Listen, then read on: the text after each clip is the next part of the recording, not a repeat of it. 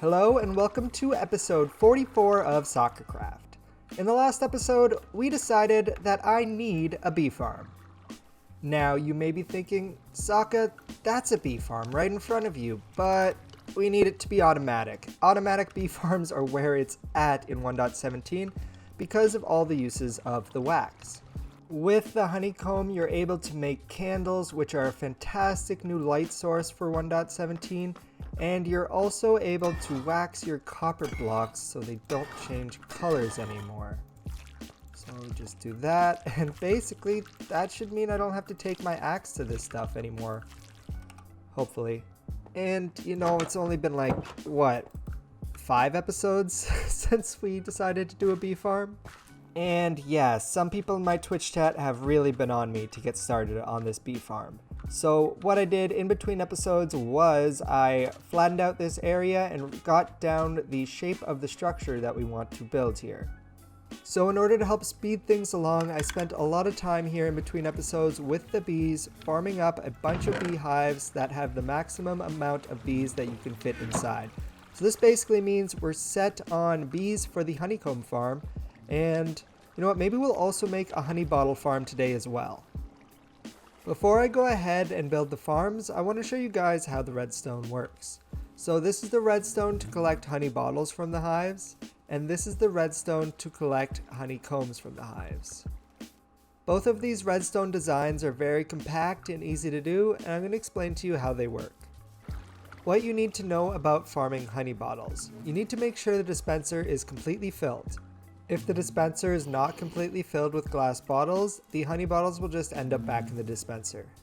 The beehive needs a honey level of 5 in order to be able to be harvested, so we take a comparator output out of that and we make it go so that it reaches a redstone signal strength of 5, and once it does that, it'll hit this repeater, activating this dispenser, then harvesting the honey.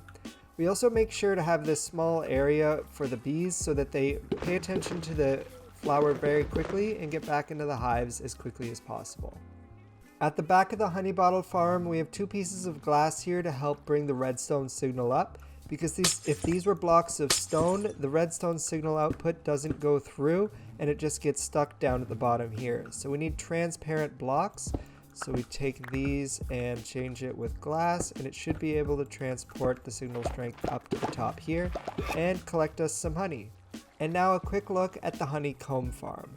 Now this design is a lot simpler than the honey bottle design, just based on the fact that the shears don't actually use any durability unless they actually are used. So you're able to take a output from this every single time that there is an update to the beehive, and it will try to use the shears, and if it doesn't do anything, it doesn't take any durability. For example, if we take the shears out of the dispenser and put in glass bottles, whenever this gets activated, it will dispense out those glass bottles, and we will find them below, but they will not be filled with honey.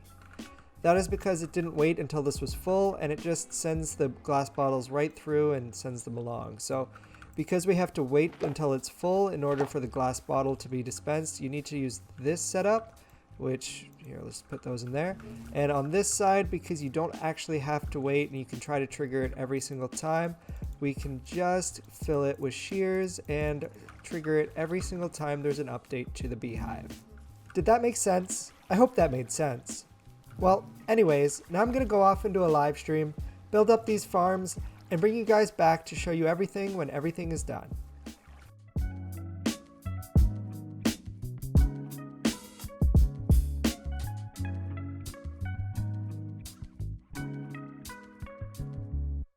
Welcome back. I hope you enjoyed the time lapse. We got the bee farms done. So this is a segment of 8 honey bottle farms, and then I've got 12 honeycomb farms on this side.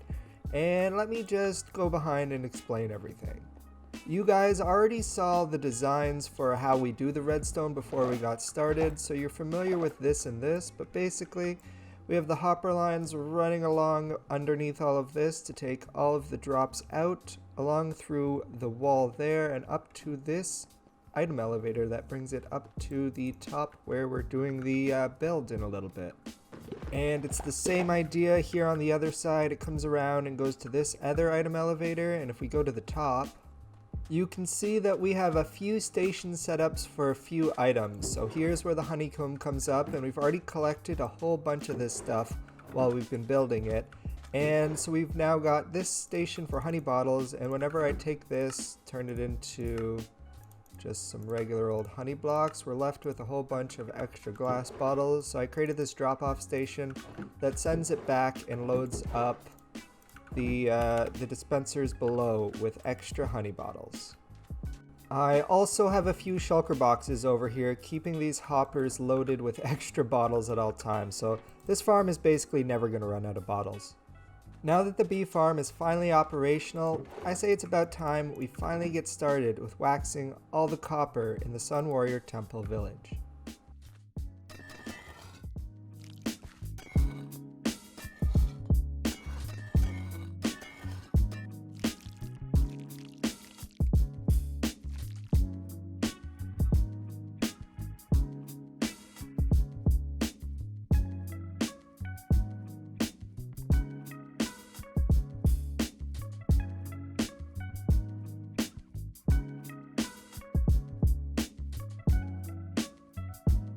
I finished waxing everything, at least I think I got everything. I keep finding a few single pieces of copper around that are still oxidizing, but I think I got everything on all these roofs. And what I want to talk about next is the build that we're doing. So I collected up a bunch of resources that I'm going to use in the build, and there's some new ones that I'm trying. More specifically, I want to see if I can incorporate the brown mushroom block, just because it's a really nice block that goes underutilized a lot. I was recently watching GuruMT stream on Twitch, and he reminded me that it's a really good block that goes really well with sandstone. GuruMT was actually the person who taught me about this wax farm where you can fire the dispenser every time and the shears won't take durability. So yeah, make sure you go check out GuruMT. I'll have a link to his Twitch and his YouTube linked in the description. And it's about time in the episode to have another time lapse. I'll see you guys when we get back.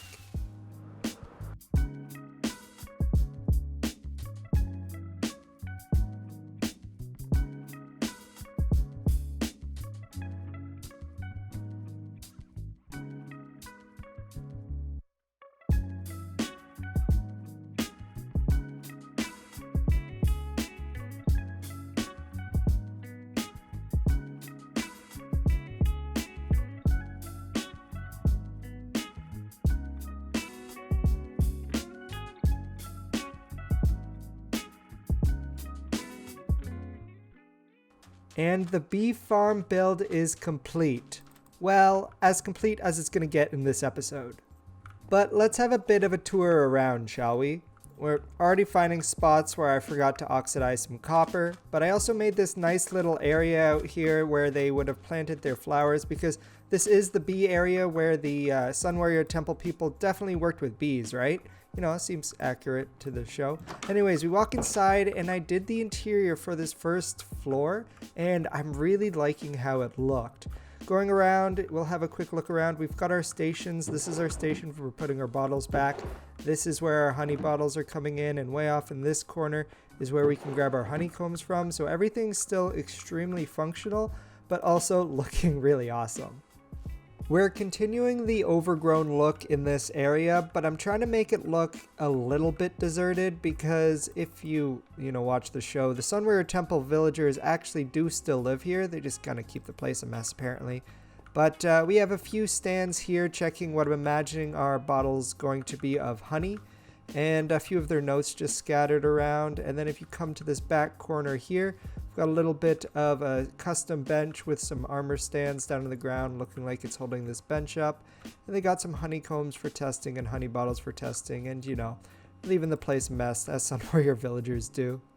And then if you come to the very back of here, you can open these if you don't click on the armor stands. You can open up these two to drop down into where the farms actually are. And yeah, so if you ever have to do maintenance, this is how you access it. And then we have on the other side a water elevator bringing us right back up and into that same area as before. And also over in the other corner, we have an actual little greenhouse area, which actually is only missing one thing. I want a beehive in here with some actual live bees in it.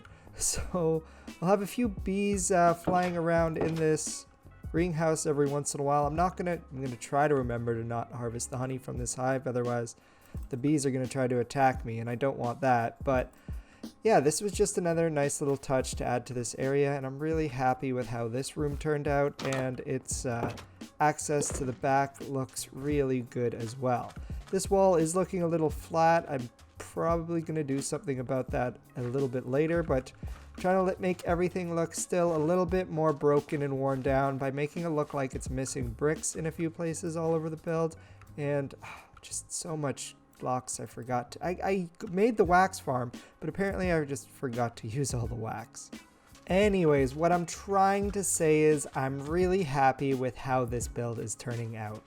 And in case you're wondering, no, I haven't done anything upstairs. It's just where I've been storing the blocks from this build. I am, however, hoping to do something with this area in a live stream coming up soon, so make sure to head over to twitch.tv/soccercraft and give me a follow so you can hang out and see this room be built live. And I want to take a quick moment to talk about a small building tip that made me really happy with this interior build.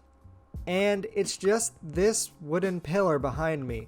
Before I put this wooden pillar in, it looked really open in this space, and putting it down added a nice dimension, and it gave me a good enough excuse to add the overgrowing leaves coming down to the bottom here, so I could add a little bit more depth to the build. And it really, just this wooden piece right here, it makes it look so much better in my opinion. And when you think about it, in a space this open, you'd want some sort of support helping keep the floor up, so it just really fits. Alright, the bee farm's done, so Beatty, you can stop bugging me about it. But with that being said, I'm running out of time for today's episode. So if you enjoyed this episode, be sure to leave a like and consider subscribing. And I'll see you guys next time. Water Tribe out.